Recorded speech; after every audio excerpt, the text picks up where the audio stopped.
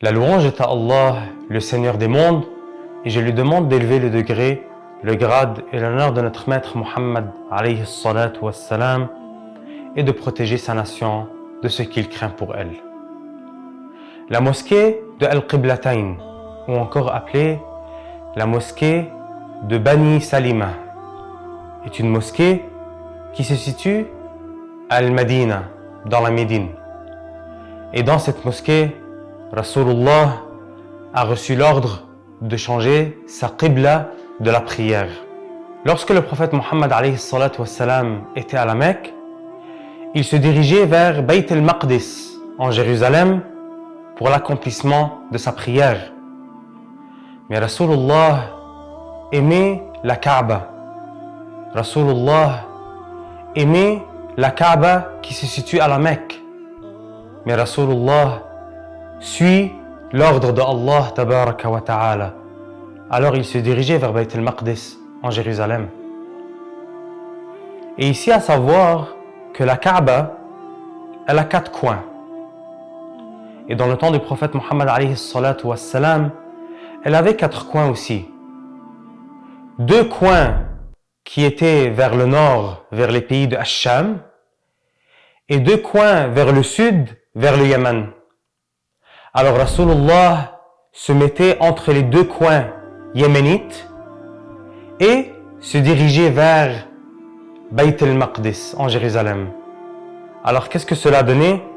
Et qu'il se dirigeait vers la Kaaba et vers Bayt al-Maqdis en même temps. Par la suite, Rasulullah a émigré vers la Médine, vers Al-Madina al-Munawwara.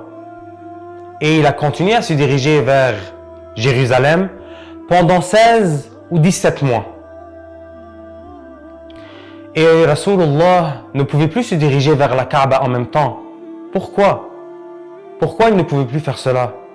Car la Médine est située entre Jérusalem et la Mecque.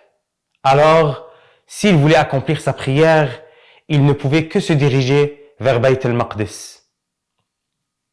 Et Rasulullah a demandé à Allah tabaraka wa ta'ala d'exaucer son vœu et que la qibla change vers la Kaaba.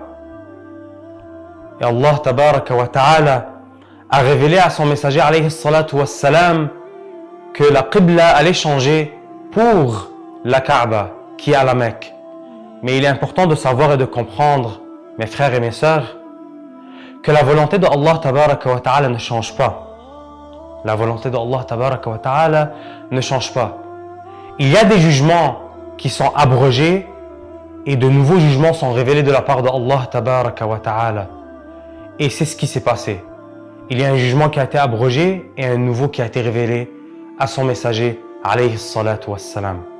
Rasulullah était dans la mosquée d'Al-Qiblatayn durant la mi-Sha'ban, un mardi, et il priait avec les musulmans la prière de Al-Dhuhr. Il a accompli 2 cycles de raka'a, et selon certains, durant la prière, Allah tabaraka wa ta'ala lui a révélé de changer sa qibla pour la Kaaba qui est à la Mecque. Alors, durant sa prière, il a changé la direction de sa qibla. Alors, qu'est-ce qu'on comprend de cela? Que Rasulullah a prié 2 cycles vers Bayt al-Maqdis en Jérusalem et 2 cycles vers la Kaaba qui est à la Mecque. Alors, on retient de cette histoire-là que la mosquée d'Al-Qiblatayn a marqué un événement important dans la vie des musulmans. Et Rasulullah alayhi salatu wassalam a été dans cette mosquée lorsque un jugement a changé et qui est la direction de la Qibla. Lorsque la Qibla a changé de Bayt al-Maqdis à la Kaaba. On demande à Allah tabaraka wa ta'ala de nous faciliter la visite de la mosquée d'Al-Qiblatayn dans la Médine illuminée et que l'on puisse s'asseoir dans cette mosquée. Et ainsi on pourra dire, ici a été le bien-aimé.